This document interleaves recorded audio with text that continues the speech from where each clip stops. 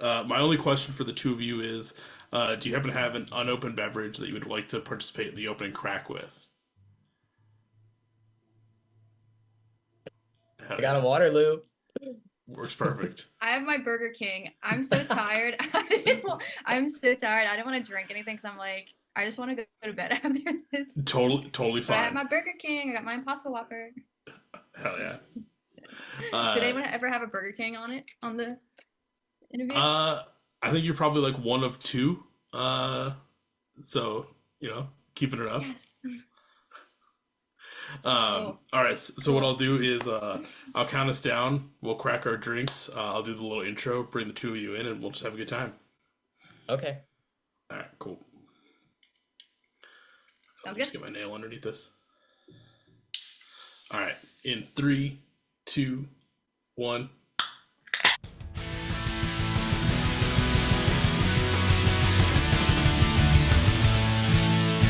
Welcome to the Beers with Bands podcast with your host, Michael Torres.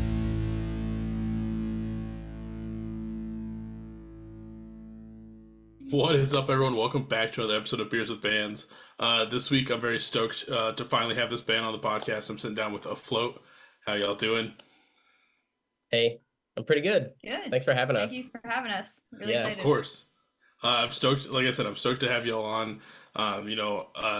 We've had a lot of mutual homies have been on the podcast. Like I said before we got started, like it's always every time the Float name comes up, it's always in good terms, and I'm really stoked to finally be doing this one. For people that aren't aware, Float's a like an alternative emo band based out of Cherry Hill, New Jersey, and really just killing it in that little tri-state area scene that you guys have going on. Before we get too far, can you kind of say who you are and what you do in Afloat? Gabby, you can go. Okay. My name's Gabby. I sing and play guitar. I'm Josh. I play bass in the band. I do backing sometimes. Okay. Uh, you know, uh, for people that also haven't checked out Afloat, they also have some early stuff out. First EP, self-titled EP, was out in 2018, followed by Never Me, Always You in 2019, and which leads up to technically a year ago, a couple days ago, was the release of Where I Stand. So we just hit the 1 year anniversary of that, which is probably what we're going to talk about most tonight. Which does it feel a little crazy that Where I Stand is already a year old? Yeah, we were actually talking about this the other day. I feel like it's been only a year, but I feel like so many things have like happened in between that it's just crazy that it's been a year. Like it's such a weird feeling. It goes by so fast, you know? Yeah, like It I really feel like too does. fast. I know. Because like take me back to that time. Like obviously, Never Me, Always You came out in 2019. We had pandemic years, so those obviously account for probably a little bit of it. But like take me back to like that jump between that EP leading up to Where I Stand. Like, what was going on at that time leading up to that release and getting it all ready? That's a lot of time. I think yeah, that was what Well, 4 years, yeah, like right? 3 or 4 What was years. Never Me? We put Had out what two? How many singles did we put out in between? I feel like we did we only did like one or two. 3 singles. Can't slow down. Something else. You did. Oh yeah. There was Moody, Can't Slow Right. Down, Oh yeah. But I'm Not, and Oh, and Fake fake nice. Nice. Oh, wow. I don't even know. Thank God you're here. Yeah. I feel like we have like had so many phases of Afloat because I think we toured after that EP, and then we did those 2 singles. I think Can't Slow Down and And Moody, moody. and then we did another tour, and then we put out another 2 singles, and then we started writing for the EP. So like between that time, we've had so many like member changes. We were like 3 piece, not a 3 piece, 3 piece, not a 3 piece. So I feel like it's just been a lot of progression in like the best ways. Um, yeah, it was a lot of stuff. Josh, what do you think about that time period of like going from Never Me OSU? Also, fun fact Well, oh yeah, go ahead. that our first EP was my capstone project for college, and then Never Me OSU was Josh's capstone for college. So it was very interesting. Yeah, I did that for my capstone. And then you're right, we toured off of that like shortly after. And then obviously COVID happened and that set us back. But I feel like we did a lot of writing during that time. I mean, how many times we go through your hard drive and we'd like unearth like 20 songs and we're like, oh my Oh, God. Yeah. So Yeah. definitely a lot of writing and just doing demos. And I feel like that's where a lot of the sound matured because we did like Yes. Can't Slow Down and Moody just to like remain relevant. Yeah. Lack of a better term. And then I yeah. feel like But I'm Not and Fake Nice was kind of like testing the waters of like what could be. Because that's when we linked up with Nick, because Yeah. he mixed those singles. We recorded them ourselves and then we mixed them, and then that kind of like encouraged us to move forward with the project and like work closer with him on that. And it just really Yeah. helped define everything, in my opinion. Oh, absolutely. I think, yeah, me and Josh went to school for music. We both have a degree in music tech. Um, so we did record all of our stuff up until Where I Stand, and have working with Nick, I think really, really like polished us, if that makes sense. Also, when you're recording yourself and mixing yourself, sometimes you get too like caught up on things that someone else might not hear and you overly obsess with it, and it's just like a never ending circle of like, should I do this again, should I not do this again, this doesn't sound good. Now Josh, you listen to it and you're set up, and then it's just like it's a lot going on. Right. You need that like outside pair of ears that's gonna be like, hey, like this actually does sound good, or hey, like maybe we should tweak it here and kind of adjust this, rather than kind of like I've had friends too like go back and forth of like, okay, I listen to it for a while, you listen to it, I listen to it in my car because Yep. my speakers are better in the car. I listen to it here, Yeah. and like listen to it as much as you can in every sort of fashion as you can. But at a certain point, like you're just gonna kind of burn yourself out doing that. You need that Yeah. outside pair of ears. Yeah, and it's so nice to like also too when you're practicing these songs, forget listening. Now you're practicing them. It's like I'm Yeah. like, oh my god, I'm tired of this already. Yeah, I mean, like you're writing it and then you're rehearsing it and you're tweaking it. Now you're recording it and you're mixing it. You're gonna Now get it's like, demoitis. You're never gonna move Yeah. on. Like, yeah, Well, especially like all the bands like during the pandemic time where they were sitting there like starting to build like what would later become like these EPs that we're seeing now. But they've been sitting on them for 2+ years, finally getting stuff out. And it's funny because like when I'll talk to people, they're like, "We're just so tired of these songs." By the time that we finally release it, it's like, "Fuck, we just released it, and we still have to like play shows or like go do a run to back it." But it's like we're so done with these songs. We want to play new ones and just oh, like keep going already. we've been there. oh my god, yeah. There's like songs like before. We've scrapped everything we've played except for like 2 songs. Like literally, Yeah. you're never gonna like if you come to you're never gonna hear it. Well, some people Never. Wow. request, yeah. Like, Like so many people ask us to play Haze. Like that's my dad's favorite song, and he'll always be like, he doesn't know the lyrics, so he'll always be like, stuck in a haze, Gab, stuck in a haze. I'm like, those aren't the words, but he's like, when are you gonna play that? Like, people ask us that, and then we've had someone ask us to play like Can't Slow Down, which I kind of miss playing that, but like, yeah, we like scrapped a lot of stuff. I think our set right now is just the EP and Fake Nice. Like yeah, maybe, but I'm not sometimes. Like maybe that's really it. I, Yeah. I I'm ready to let that song go. Yeah, I'm you know. ready. And once we ready. write something else, those songs are gone. Right. Yeah. It's gone. Yeah.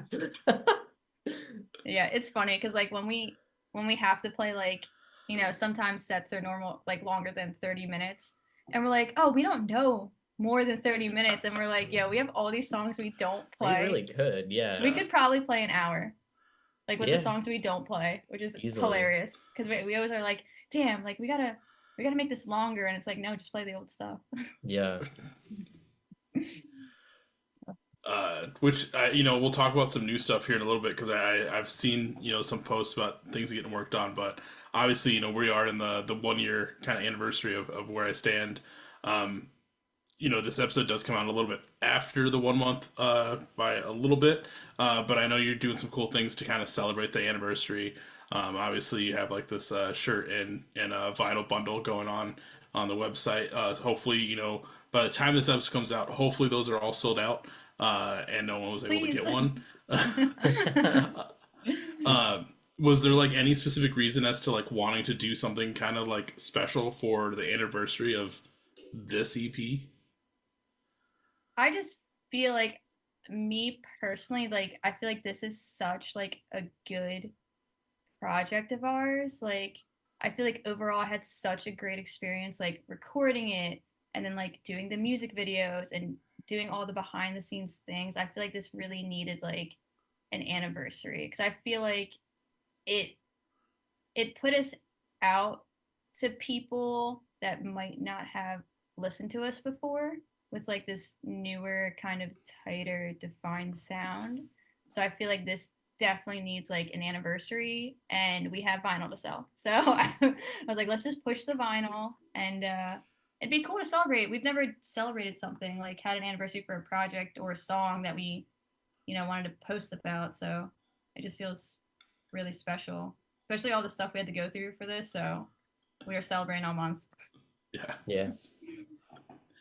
I mean, Where I Stand is such a solid EP. Like, it's been fun to listen to, and just seeing like, because obviously checked out some of the earlier stuff leading into Where I Stand, but it's nice to see the kind of progression and like kind of how you said, Josh, where you spent like those COVID times kind of like finding where this band is going to be and like where it's going to go from here.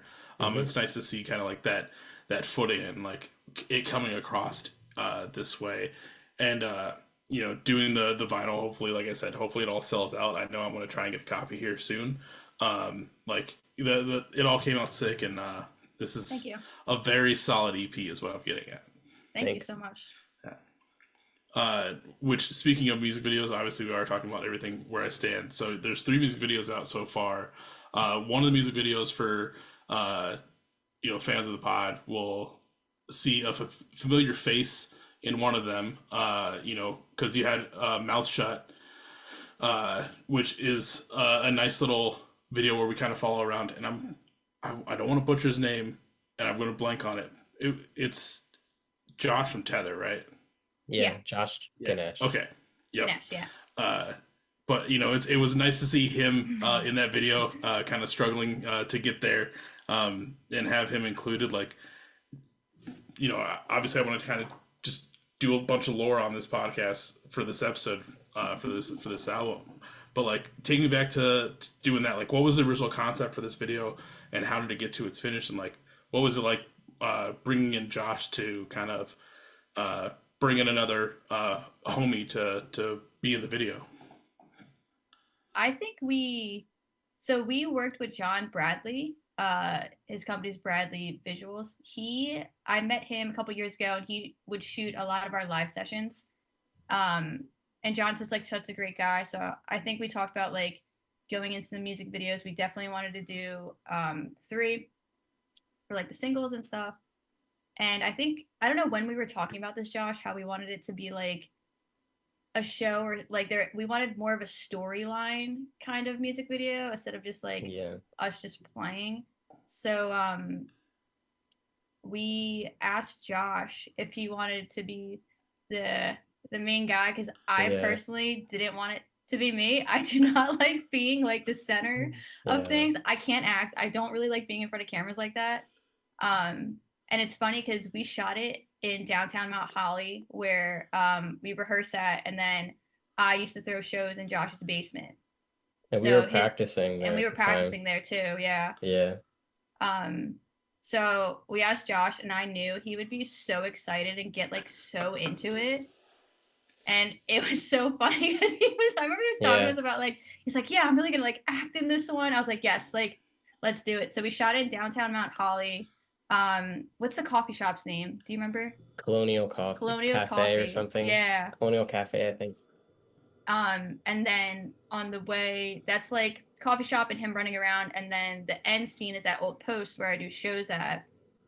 But yeah, I think Josh was like the right person that asked to like be the main character in this one. It was very like theatrical. It was just He's very animated, yeah. you know? So I'm like, I loved He it. knows.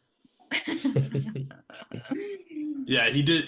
I thought he did great in it. It was the scene where he immediately trips and drops the coffee was great, So and then funny. like even his face like when he gets back to the car and like that other car is like blocking him in, and just his face of like what the hell, like he did great on that. So yeah, I thought he did a really good job, and I really liked like the whole experience. John did a great job with the editing and like really He directed some, you know. Yeah, he did a really good job. So really happy that like that was like how everything came out. Wow. That's a solid video. And then, one of the other videos that's out there for off this EP is the Crash music video, which is kind of just a lot of B-roll footage, it seems like, with you guys kind of green screened in, which I always love those kind of videos too, because like you're at least doing something, some sort of content. Yeah. But it's also like cool to see just like the randomness that happens behind, and then like all the little effects that you guys are putting in at the same time. Like I think there's one moment where like Gabby, your guitar completely like curves upward for no reason with the effects. But just those little cringy things, but they're also fun at the same time. Josh edited. We had a bunch of like tour footage from like years. And I was like, Crash, car. So let's all get checkered stuff and flags. Yeah. And we'll get my green screen. And we shot it at Old Post too. And Josh edited it. And it was just so funny and so different from like Through My Veins and Mouth Shut that it was just like, we just wanted to do this because we have stuff. It was fun. That's honestly all it was. Yeah, it was really funny. I mean, I feel like every band's got to have one of those. The green screen montage, mashup, chaos, It always goes well. Can't really mess it up. Now I want to go rewatch it. We were just like dancing with Justin, and then we have the flags, and then Bree is the driver at the end. She's Josh's girlfriend, and she's a professional stunt driver. So I'm like, yo, at the end of this music video, you pull up, I'm gonna get in your car, and you just go down the street. Drive on. That was fun. That was a goodie. I think someone said in the comments like not only is it a checkered life.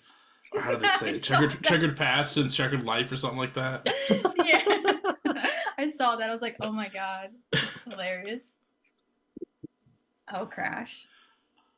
And then, you kind of already hinted at it, but the Through My Veins music video is just the two of you kind of walking around the city, which I feel like every band also has this version of music video too. If they don't, you need to be doing it. It's almost like a prerequisite or something to have it this way, but a nice chill just walking around the city music video, which again can't go wrong. I've also grown to love like just the simplistic music videos in the past few years, so like nothing that has like a crazy big story, like if you think like the early 2000 music videos were like, oh my God, they're like movies. Basically movies. Like I was just thinking like the Pierce the Veil Super Sirens, like King for a Day music video, like that's a whole production. Yeah. And now like it's almost too much sometimes. But yeah, just the simplistic ones can go a long way with me. That was really fun, and that was, I swear, like the hottest day. It was so hot. We walked from like we walked so far. We walked from one part of we probably walked across all of Philly in like 5-6 hours, and it was so hot. It was like, I'm surprised like that we were out that long. It was so hot out. Yeah. But like we worked with John on that one too. Yeah. Nice. Yeah, I really liked the visuals we got when we were at the park with all the plant, like walking through and stuff. Like that was really cool. I didn't mind the rocky steps. I felt more like a tourist, because while we're doing it, there's so many people there, and everyone's just like watching you, trying to film a music video, and I was like, oh man, it's like main character syndrome. You're like, oh my God, I'm not. I was like, oh, we got there, and I was like, oh, it's hot out. Maybe there won't be a lot of people. We got there, and I was like, oh man, like John's like, yeah, walk up the steps and sing. And I'm like, there's people like taking like selfies I and know. video on their selfie stick. I'm like, Oh, yeah. yeah. It was That'd be funny. rough. It was, Yeah, I think I got a little of my acting skills that day. she learned. I definitely learned. Oh my God. That was crazy. That was just, it was so many tourists. It was so funny. No, I know we just talked about those 3 videos. Were there any ideas to possibly do a video for any of the other tracks off this EP? We've talked about it. I would Yeah, like we've talked to. about it a lot. Yeah. We I we want to. might. Why? It's like in the air. I think it would be cool if it comes together, right? I feel like it could happen. Yeah, Right. I would like to. Yeah. Just for fun, it's content, and it gives the music a little bit more for me. Yeah. Like, cause like you could hear the song and think something, and then maybe watch a video, and now listen to the song from a different perspective because now you saw a visual. So I think that would be cool too. Yeah. You know, Maybe. it comes down to the budget and then like relevancy. Oh yeah, So, like, budget. Is it weird to like drop a music video like a year later? Like I feel like it's fine. Yeah, yeah, I feel like I don't know, you know, like Content is content. We still That is gotta. true. We're still playing these songs, so I feel like it wouldn't make sense to drop a Haze video. You know? it would. Or would people would be very happy. I think a lot of people would make the different gap. I know. So many people ask us, like if I had like $1 for every time someone asked us, I'd have a good amount of money. Dude, I could buy a lot of drinks. I know. We joke about like redoing it. Because that was like my first ever recording project. So like it'd be cool to redo it. I don't know. Throw it on the album. I don't know. I mean, like, I'm also one of those guys where, like, a lot of my friends, they have songs that they won't play anymore. But I'm also like, just redo it. Like, give the people kind of what they want. Just do a redo, remaster it, play it now how you guys would play it now, or, like, give it a B-side or whatever. But, like, it would go a long way. Yeah. My dad would be so happy. We thought about it. Yeah, maybe. We can put that on the calendar for 2025. Ooh, Haze B-side. You heard it here. Exclusive. The anniversary. How many years has it been? What was that? 2018? Yeah. Like 6 years. 7 years later. Here's the B-side of Haze. Oh my God. Does it feel weird that it's been 7 years? I mean, even since, like, not just Haze, but like the start of the band, basically, that it's been this long. Obviously, you guys survived COVID, which props to you, because I know a lot of people, it was a rough time. A lot of bands didn't make it through that. But, like, does it feel weird ever that, I've been doing this band for 7 years now? Sometimes I feel weird as in how old I am, like, compared to other like, I don't know. I'm personally happy there's been a lot of growth to, like, look back on and, like, this is where we started, this is where we are. So I don't feel weird that it's been that long, if that makes sense. No. I don't know. I couldn't see myself doing anything else, so. Josh, yeah, I like it. I like 7 years. it. Honestly, even if it didn't go anywhere, I would still want to do it. I've just always done like music stuff my whole life. It's like a main hobby. And you know, it's good for you, you know, it's good for your mental and stuff, keeps your socials in check and stuff. So I don't care. I'll be 65 playing emo. I do not care. Like, Me too. If the college bands want me to play, like, or the college venues are like, yeah, damn, this guy the rips. 65-year-old, damn, this old band hits. Like, back in my day, you know, like, yeah, I'll be like, back in my day, y'all don't know emo. You know, I feel like music is just timeless, you know? Yeah. You know, it's just. I feel that too. And I feel like we're never going to stop doing it to any sort of level. Like, we've been this invested for this long. I really don't see it, like, slowing down or, like, falling through. So maybe we'll do something for the 7-year anniversary. Yeah, there you go. Yeah. I know. No, I it's been a while since I've thought about this, but, like, the nursing homes, by the time like we all get to them, are gonna be Lit. so poppin'. Oh my It's just gonna be gosh. like everyone playing like free throw and knuckle puck, and just all the hits. Yeah. It's gonna be a good time. DIY in the nursing home. Yeah, Oh my yeah. I'll book the God. shows. Bro. No more bingo night. No more bingo We're throwing night. down. Circle pits. Circle pits in the hole. Oh my god. That's so funny. Man. Speaking of booking shows, one thing that I keep hearing over these years is all the work. Not to single you out here, Gabby, but all the work that you're putting in your scene, Head Above Water Collective, and like I keep hearing kind of bringing back the scene, so to speak, what might have been a dying scene again, not from the New Jersey Philly area, so I don't know. I don't want to step on toes saying that, but that's just kind of what I hear. Yeah. Like, how's that been doing Head Above Water? Because you're about to celebrate your second year anniversary with another fest coming up here pretty soon. Yeah, we had the fest. We celebrated 2 weeks ago. Okay, I think I had my dates mixed up. Couple But weeks yeah, ago, yeah. Yeah, so yeah, it's like still the same. It's been a really fun. It's been very hard at times.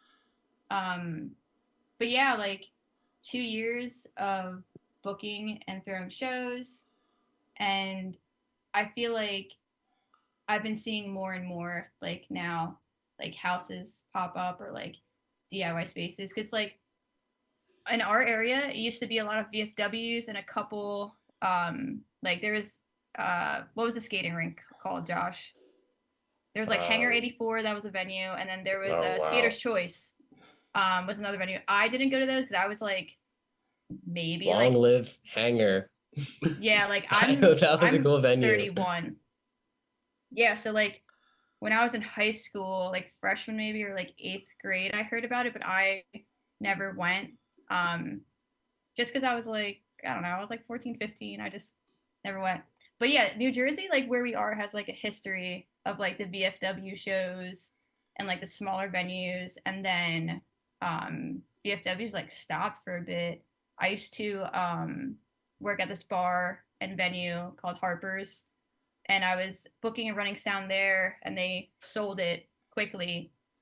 And when they sold it, I was like, fuck it, I'm just gonna start my own thing. I've been doing this anyway. So I just started booking at my friend's house, and then I got Old Post, which is in Merchantville, and I just hustled for like a solid year of throwing shows. Like, I shit you not, it had to be almost every weekend. Every weekend, like either running sound, running door, doing something. And I feel like after hustling for over a year, I feel like I kind of like now can like not like chill, but like I'm like more choosy now of shows. And I feel like I don't have to seek out bands. Like I have a lot of people contact me, which is nice. But I like it. I've kind of slowed down a little bit for like more mental health reasons, just to like relax. Josh helps me whenever he can. My girlfriend helps me whenever she can. I have some friends that run sound, but at the end of the day, it's mostly me. And it's like a lot to do with like doing that. We're writing right now. We practice twice a week, and then I have a full-time job, and then trying to like balance a lot of things. So I took a little step back. I'm still like helping people get shows, and I'm doing, what month is this? September. I think there's a collective show next month, but I'm kind of like slowing down to more like 1 or 2 a month, and then me and Josh are trying to set up to do live sessions. So the collective will do more like live session stuff, and then still help like book and throw shows, but like focus more on like audio, like production stuff, since that's kind of like our bread and butter. Like I like doing shows, but like if you don't have a dedicated like team, like every night that someone's like door, someone's sound, someone's just like stage hands, it's so hard. It is so hard. I've had interns that didn't really work out. I've just had like friends of friends, and sometimes it works out, but like it's a lot for like one person to do all the time on top of like being a normal person. But it's been very like fulfilling. Like we've gotten a lot of cool gigs offered to us because like we help people out. So like I will definitely keep doing it, but like I said, I think next year is more focused in like live sessions. I really want to start recording people more, so trying to go in that direction. Yeah, that'll be sick to have a bunch of live sessions come out. Like, everyone was always a big fan of like Little Elephant with their live sessions. Yeah. So to have more of those kind of pop up, since they've kind of gone away, I'm really stoked on those because like those are all some of those sessions are like some of my favorite versions of a lot of those Me songs. too. Me too. And it's gonna be cool because like I have like a lot of my friends like I help like book with them. So like the collective like artists, those are probably gonna be like the first sessions that are gonna be out. Like I prioritize like all the bands I've been booking from around here. And then like if I have any cool like touring bands coming through that like I put them somewhere like a show for the night, like maybe do a session or two. But yeah, I'm really looking forward to like figuring that all out next year. And then obviously, you kind of mentioned it. You two are in this writing stage. Uh, like, how's that going? Like, what can we kind of expect from this writing stage as of right now? We're writing a lot. How many do we have now, Josh? Like 9 or 10, like demo ideas. Within there, yeah. Yeah. I I don't know what to like say kind of about these songs. Like they're not like like I kind of know we kind of have an idea of what we want to do, but then like Hmm. whatever like we have some songs that are more like emo pop, and then we have some songs that are straight up like math rock and like heavy. So it's like a blend of everything. I don't know. Yeah, What it do you feels think? like yeah, it feels like we're like experimenting with like twists on different genres within our own realm. So it's definitely, a process that needs to be repeated. Yeah. If anyone's demo one turns into like 5.6 new version, Jeez. whatever, Demo like 5. yeah, so Final. yeah. And I mean, like Gab has mentioned before, the band has a lot of turnover, so we're writing with new people. So, that's definitely a good dynamic that you have to get used to. Like I always look at bands that like as relationships, Right. they're all different. So everybody Yeah. contributes differently and has different visions, which is 100% respectful and very much needed. So it's just like putting that all together. And then like also just I feel like at least for me personally, there's like pressure to like make something that's like better than what you did last. So Oh, you always have that absolutely. expectation, like behind you. Yeah. Um, so it's definitely fun, but it's definitely like a long process. And it's just hard when you can't do it full time, like sometimes we practice twice a week, sometimes stuff comes up, we don't practice, people aren't available sometimes, it's the whole thing. So Yeah. Yeah. It's so hard. Especially because it's like we have like it's me, Josh, and then our friend Alec plays guitar with us when he can, and it's usually most of the time. But he has other obligations, which is fine. So sometimes he can't travel with us. And then Andrew is our drummer, and um, he plays with us like all of our shows. And if he can't do something, we'll get a fill in. I think we're at the point where it's like me and Josh are afloat. We've been the most consistent. We started it basically, and we kind of like put everything together, as in like members, or because I know in December we're gonna have a fill in on guitar or whatever. But I feel like that's fine. And like writing, we're just sometimes we write as a three piece, sometimes there'll be four of us there, but like it's mostly like me and Josh and like Andrew, um, which can be difficult at times because sometimes it's nice to hear like a second guitar. But yeah, it's just hard if you're not like doing this like full time. Like, hey guys, we're practicing all day today. Like, it's so hard to do that in other things because like I would love to like practice for hours on end, but it's like not possible to like everyone's schedule. Everyone has other obligations, so it's hard. But we do what we can, and yeah. most of the time we always figure it out. So like we've never really had to like cancel shows. Like we have a good rotation of like guitar fill-ins, and we have another drummer too, so like we can always figure it out. But yeah, the writing has been interesting. Yeah. Well, I'm stoked to see what the two of you or two plus however many people end up coming up with for this next iteration of Afloat. Because I mean, Josh, like you said, you want to do better than the last, and where I Yeah. stand is, the bar is up there. But I'm Oh, stoked to see. no.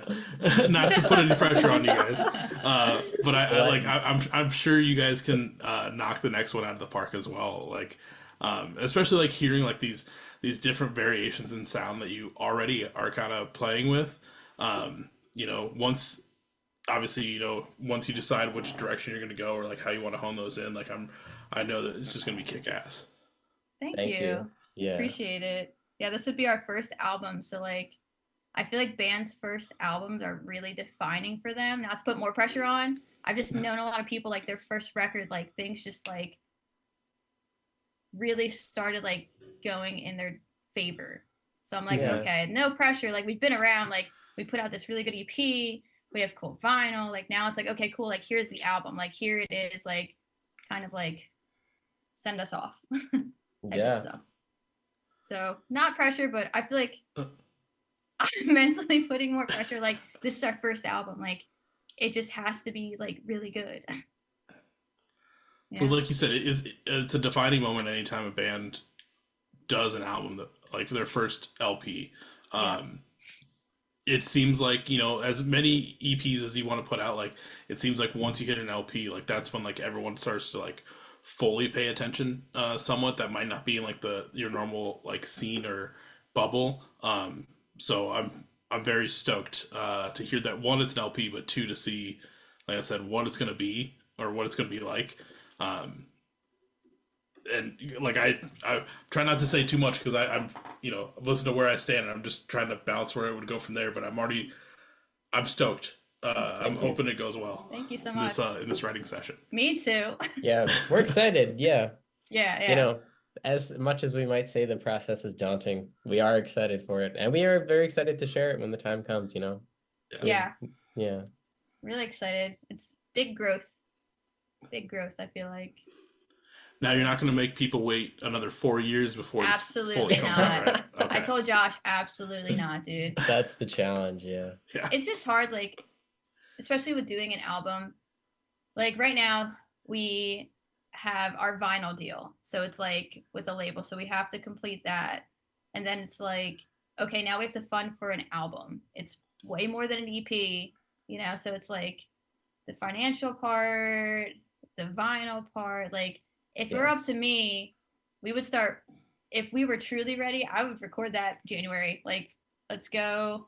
But I don't see us recording until maybe I don't know, if money didn't matter next year, but like money matters. So, but I don't want to wait a long time, which is like, but if it's really good too, I'll wait a little bit more, keep playing shows, But I don't want to wait 4 years. I feel like that was such a long time. I don't know. Josh, what do you think? It was a long time. I don't think it'll be that long though. I say 2 tops. Yeah, probably. I think we could keep rolling out with this EP and like keep like it's only a year. Like keep promoting it, keep playing these songs, keep making content, and then I think it'll fall into place when it's ready. But it won't be that long, for sure. Yeah. We always figure it out. And then like you said, Gabby, like keep making content because like that's the biggest thing with bands that like kind of have that break in between releases. It's that moment that they get quiet that like kind of changes everything. But if you're still being somewhat relevant, whether you're playing shows, trying to do little runs, or you're still making content for something that you put out, and like where I stand still sounds great. So it's not like and like especially like this year, it still fits with like a lot of the releases that have come out this year, so it doesn't feel too out of place.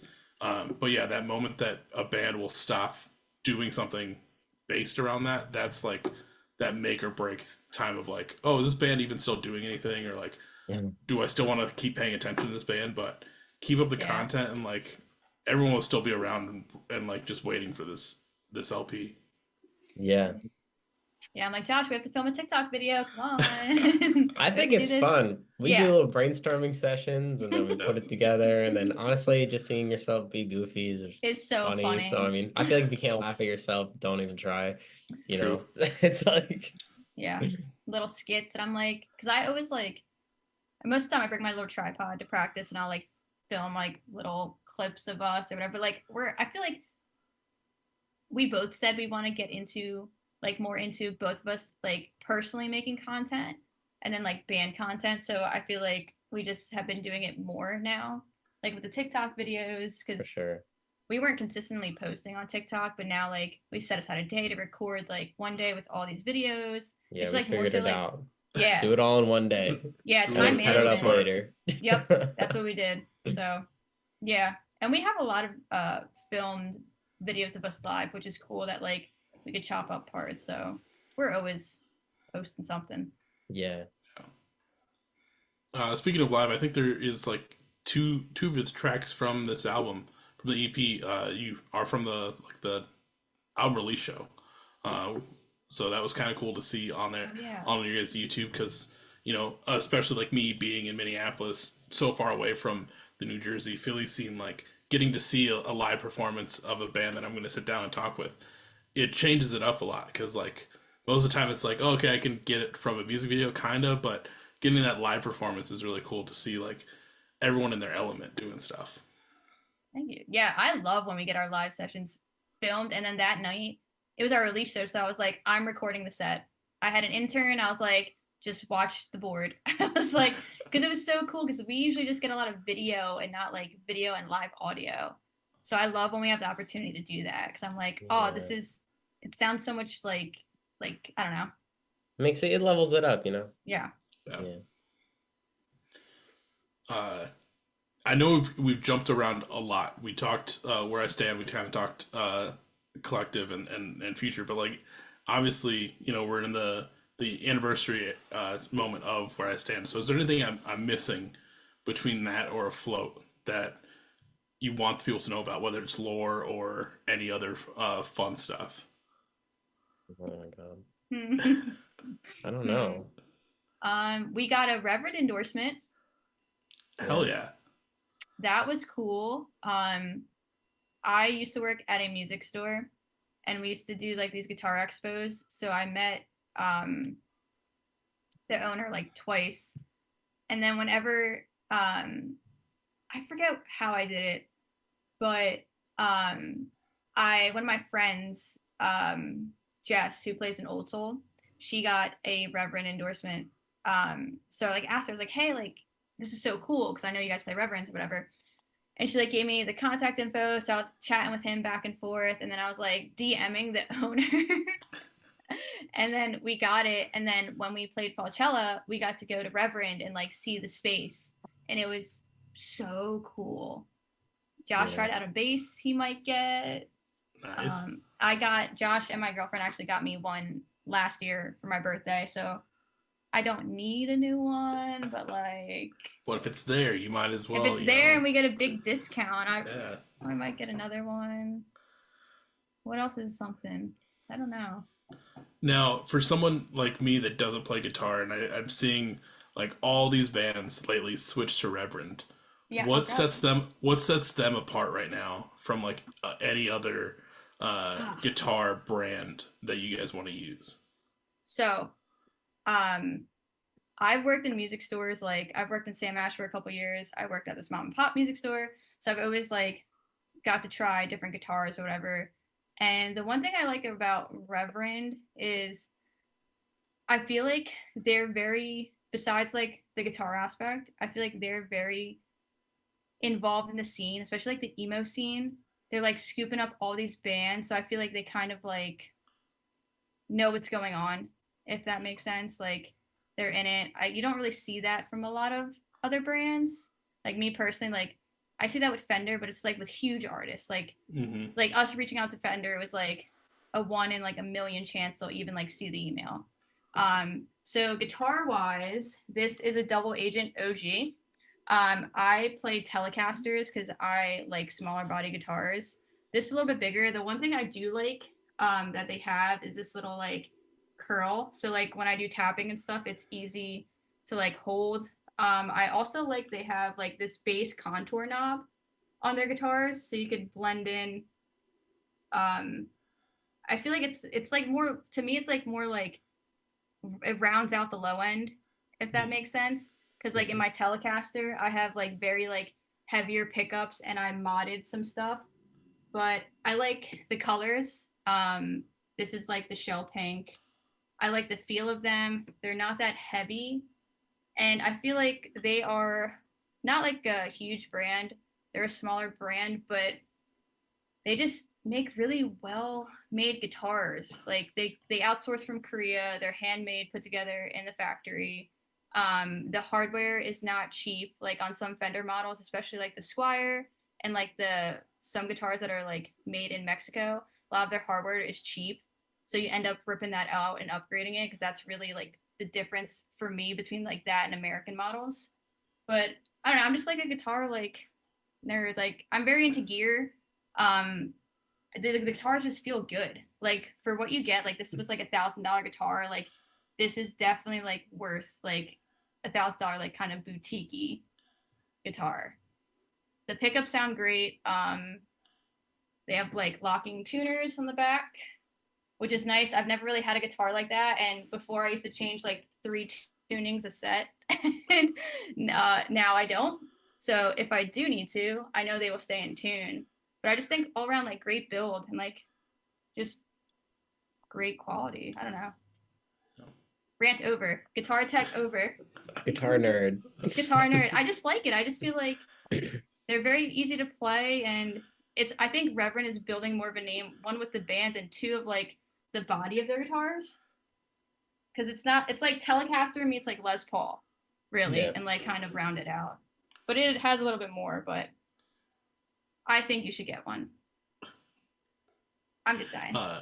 They're expensive. They are expensive, but Like you said, they are kind of in tune with like this emo scene that we have going Yeah. on. Because I think Stars Hollow has kind of switched over to Reverend. I think Ben Quad is over on Reverend. Dude, yep. And then I think there's a couple other people I can't think of though. we visited them during Falchella, and almost like every band was Literally, playing a Reverend. We're like, what I the think I hell? tweeted. I was like, okay, did Reverend sponsor Coachella? Because They like, come I'm on. like, Josh, look there, the bass, the guitar, like, Yeah, it was so funny. and it was so cool. I was talking to, I forgot who I was talking to. I'm so bad at names. The singer of Stars Hollow. I'm so bad at names. Tyler. Tyler, yes. He was out, their merch table was outside because it was so packed. And we were chatting for a bit, and him and Louie got new Reverends that didn't even come out yet. Like they played them during their set. And I was like, yo, he showed me his guitar, and I was like, wow, like this is so cool. They were both like black Telecasters. But yeah, that was, yeah. And then someone else filmed a session. I think it was Cliff Diver too. Cliff Diver filmed a live session there, but it was really cool. Ken's really nice. Like we got merch. I got a new bag. Josh might get a bass.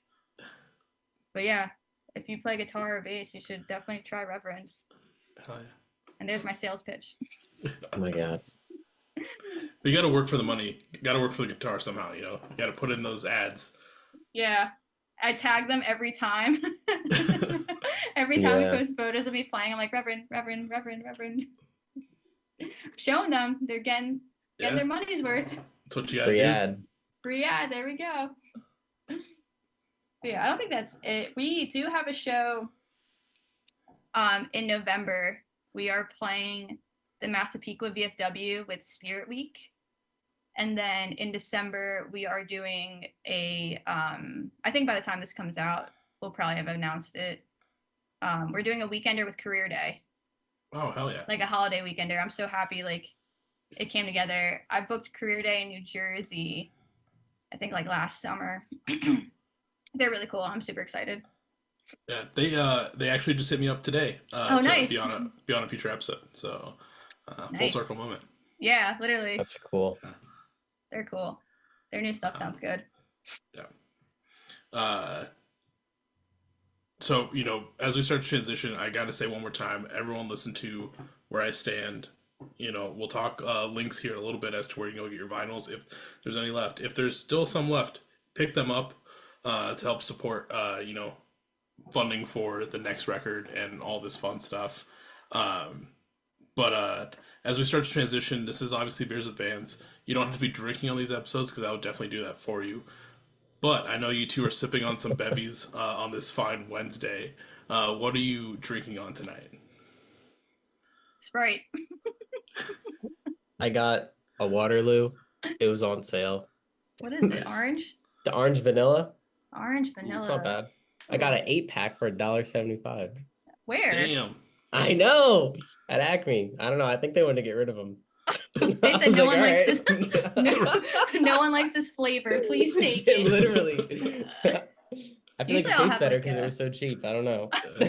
Like, I know. I wanted it. I was like, what do I even have? I was like, I think I have some yards in the fridge. But I was like, I don't know. I want to go to bed. No, I feel you. What are you drinking? So I started the episode with a Modelo. That was my pre-show nice. beer. And then I currently have this nice big old White Claw. oh Nice. boy. So Mango. Yes, sir. It's been already a long week at work, so it's hitting pretty well. Good. That midweek hit. Yeah. Midweek, yeah. Oh my god. But that's the little beer segment for this episode. But now we get to transition to kind of my favorite part of these episodes, where we kind of talk about some fun stories from your time in music, whether they're shows, tours, time recording. Obviously, you've done music videos, so I'm sure there's some might be some stuff up your sleeves there. As I normally like to say, these could be anything horrendous to tremendous, or any adjective in between. Think about the stories that you always reminisce about with your friends. Those are usually the best stories that everyone loves to hear. If you need prompts too, I can always give you prompts. But One that sticks out to me is when we were recording in the studio with Nick. I don't eat meat. I'm a pescatarian. So like the guys are getting, I don't know, like hoagies or something. I was like, really was like, wait, is this the pre-pro? Yes. I was like, I really want a tuna hoagie. All right. And I was like, Josh doesn't like ordering stuff. And it's so funny when he does. I can't order over the he's phone. Like, hello, do you have food? Like, that's what Josh sounds like. But we were like, I was like, Josh, I just want a tuna hoagie with the works. So he goes, I think someone else wanted tuna as well.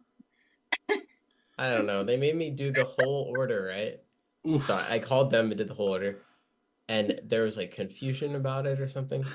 And then like I finally put it in, and then I'm pretty sure they like called back like 5 minutes later and they're like, we don't have tuna. So it sounds so dumb, but like watching Josh go through the whole order and everyone's like laughing, like trying not to laugh like loud so Lay doesn't hear it. They made me do it. It was just so because they knew funny. It would go terribly. I didn't get a tuna hoagie. I don't even know what I ate that night. What did I eat? Not the tuna hoagie. Know. But it was just so funny. So every time we go to Nick's now, like the joke is like, they make fun of me. Can you order the tuna hoagie? Yeah. It's so stupid. All right, what's yours? I was gonna talk about the time that we played with Meet Me at the Altar at your house. Oh my god, yeah. That was cool. This was like a long time ago. This is probably in like 2018. Yeah. And it was like cold, I think. I remember it being cold. But like we had the show booked at the Woolly Mammoth in Philly, which is no longer a place, I believe. I don't think so, yeah. Yeah. And like everybody was showing up, and then the bar found out that like Meet Me at the Altar like wasn't 21. So they Even though I asked them. Yeah. I was like, they're 18 and older. And the promoter was like, yeah. So we got there, and they're like, no. And I was like, all right, I lived in South Philly at the time. I was like, all right, we're having a show in my living room. Yeah. And the sound guy. Well, the sound guy gave us like this broken mic. He's like, all right, well, you can at least do something with this. And like the setup, it was like we ran the mic through like a Scarlett 2i2 through Logic out of like a guitar amp because we didn't have like a PA. Yeah. And I think it was like around Christmas time, like your Yeah, my Christmas tree tree was was up, up yeah. in your living room. So that was like behind and then like whoever booked the band like fell asleep on your couch. Oh yeah, yeah. And I don't even think the show was able to be finished because we got a noise complaint. Oh yeah. So there was supposed to be 4 bands, but then it ended up being 3. So it was one band, us, and Mimi at the altar was supposed to play last. So like we cut our set really short. And like mind you, I remember watching this video. I'm standing on my amp playing my guitar. Yeah. Like this is like a Oh, normal yeah. night. We played and then Meet Me at the Altar started playing and the cops came and I was like, oh yeah, we'll turn down, like whatever. And I was like, no, I want you to play. You drove here, play. They ended up playing, but like my living room was so small. It was Like so tiny. there was like what, like 10 people, 15. Yeah. There wasn't that many people, but it was just so funny. People like sitting on the couch, just like watching people in front of me, like in a living room. That was funny. I just That find was it so funny because they like blew up. And I just Yeah. always think back to that time and I'm just like, damn. Like what was that? Like Yeah, and their photographer, I'm actually going on a tour with her next week. I'm doing sound for this band, Bears and Trees, and she's TMing it. And we were literally talking about that as I was talking to her about this tour. She's like, remember when Meet Me at the Altar played in your living room? I was like, yes. Like, that was crazy. Yeah. And then they said it. They played a show in Philly. I think it was like the Foundry, which is above the Fillmore. And I didn't go to that show that night. And that was like their first, like, I think, like, bigger tour as like one of the openers. And they're like, yeah, last time we played here, we played like a small house. And my friend was there. And if I was there, I would have been like, that was my living room. Like, That's so funny. Oh my God. It's small world. Everything circled back. Right. Crazy. Yeah, it does. Crazy. Yeah, But I think that's it. I don't have anything funny. funny. It's okay. Nothing that I want to share. That's fair. Yeah, definitely don't incriminate yourself on this podcast. So I totally get it. Totally fine. It can get real silly. Yeah. Before we end, I do have one question for you. So like I've had, obviously, like I've said, I've had a lot of mutual homies, a lot of people from Philly on the podcast, and I keep saying one of these years I want to make like a trip to Philly and finally like meet a bunch of people, maybe go to some shows. So I've been getting opinions from people as this might come to fruition. Who knows when it'll actually happen. But let's say I finally get out to Philly and there's shows going on at your favorite venues. What venues are those that I should check out and why? Oh wow. Ooh. It's a good question. I feel like the ones I would pick are no longer. Does it matter like what size venue? I'd say think about like maybe a 400 cap room, and then like you could probably go bigger if you wanted to, but like a nice like venue that I'm gonna get like the Philly vibe, Like a DIY. safe, yeah. I really like Kung Fu Necktie. I was gonna say that too. We played there when there used to be an upstairs. They had 2 rooms, upstairs smaller. But like I've just gone to that bar so many times and always had a good time and like cheap drinks and everyone's always cool. And it's like right in Fishtown. And I like going to shows there. It's a cool stage. It always sounds good. So I'm gonna say Kung Fu Necktie. Okay. I have sort of 2. Okay, well, I'm gonna say Ortlieb's because they have good food too. Veggie hot dogs. Yeah, and like tacos. And their stage is like kind of nice, you know. They got the lighting up, and I feel like it always sounds pretty good. They got the whole back section going on. It is pretty fun. I would say there for sure.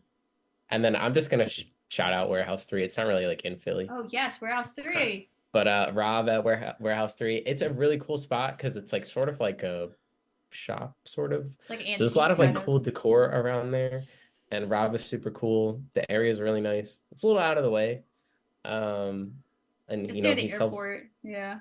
Yeah, it's in Swarthmore. Yeah, but it's really good. That's where we held the anniversary show. Yeah. Did You you know, see any of the videos from that? Like, you'll see the stage with all the cool lightings and stuff. Yeah. The On the anniversary show. I don't on think it's on the Head Above Water page Instagram. I think I did like a highlight reel, and you'll see like Okay. all the cool like maps and like license plates and all the cool tapestry and stuff. Yeah. That's Warehouse 3. Yeah, I'm actually gonna be there on Saturday doing sound. But Yeah, Rob he is came really in. cool. He came in clutch, you know, last minute, you know, Yeah. and let us set up there, and he's Yeah. a really great guy. But yeah, Yeah. those are like kind of like smaller venues though. I like the Foundry, which is above the Fillmore. Oh, yeah, Which- yeah. I feel like It's a cool spot yeah. because they got like the boiler like part as like part of the stage, sort of. I guess it used to Okay. be a thing or something. I don't know. It is cool. Definitely And gonna go Brooklyn see a show Bowl. there. Yeah, yeah, and Brooklyn It's right Bowl. next to the Fillmore, and it's a bowling, like the bowling alley is right next to. Like, you could literally watch the show and watch people bowl. That's Yeah, cool. But yeah, and I that's feel like really it. you gotta like throw in the church, you know, just because of the history, Oh yeah. Yeah. just the history of it, you know. I always Um, forget when people are always like, "Where do you play?" And in my brain always goes like, or where do Yeah. you like to play, or like, where do you like to go? I'm always like, and then people start talking. I'm like, oh yes, like that place. Yeah, Yeah, yeah. the church. That's Yeah. a little bit bigger, but yeah. But like you said, if you're going to Philly, it's an iconic spot that you gotta kind of check out. Exactly. Yeah, yeah. You know. Just like Walmart Beach, I gotta go to Walmart Beach while I'm in Oh my Philly. god. Yeah. Oh wow. Maybe eat a rotisserie chicken. Who knows? Oh Who my knows? god, that was wild. That was so. We literally live 15 minutes from Philly, and it's so crazy, like how different like the scene is there. And here, like, yeah, they're eating chicken over there at the pier. Oh, like what's going on in Jersey? Nothing. Nothing. We're at Wawa. Like, Wawa. like that's Yeah, it. you, We're trying. you gotta find a show in a Wawa parking lot, you know. Ooh. Yeah. Like, Oh, speaking of, so Olivia told me that Sheets is doing like letting people play in their parking lot. oh wow. Like there's like a tour going on where they're playing. I was like, where was my invite? I would have been right in there. I'm Rural a big PA Sheets. is about to pop off. I know. Like, I'm a big Sheets fan. I like Sheets more than Wawa. And we actually got sent a care package from Sheets because I kept tweeting at them. True. That was another fun fact. We got shirts, pins, and stickers, and a nice note from Sheets. Nice. Yeah, shout out. Shout out Sheets. You know, I used to ask the question, Sheets versus Wawa, and there was very little Sheets fans. I know. Yeah.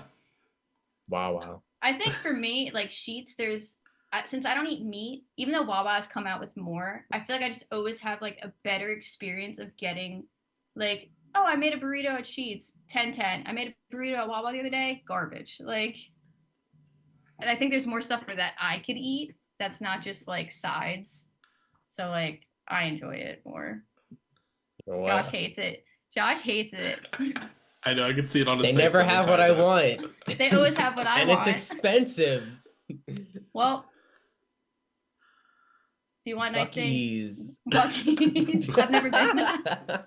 Wait, I've what's been it? once, and it's changed my life. What, Michael? What is near you? What is the? So I mean, we don't have like an iconic gas station, I want to say, in like Minneapolis. Yeah.